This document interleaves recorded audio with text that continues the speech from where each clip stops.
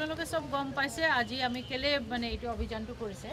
সৰকাৰৰ পৰা আমাক ইনষ্ট্ৰাকশন দিছে যে 1 তাৰিখ ডিসেম্বৰ পৰা 15 তাৰিখলৈকে আমি সাফাই অভিযান কৰিব লাগে আৰ্ম ফোৰ্স লগত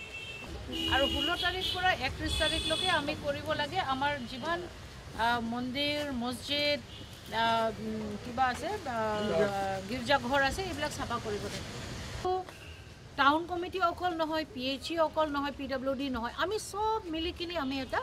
কমিশন বনাইছো ইটো নহয় যে মোৰ ঘৰ মই সাফা কৰিছো মই ঝাড়ু দি কিনি মই পেলাই দিছো ৰাস্তা জুনে উঠাব কোন উঠাব এটো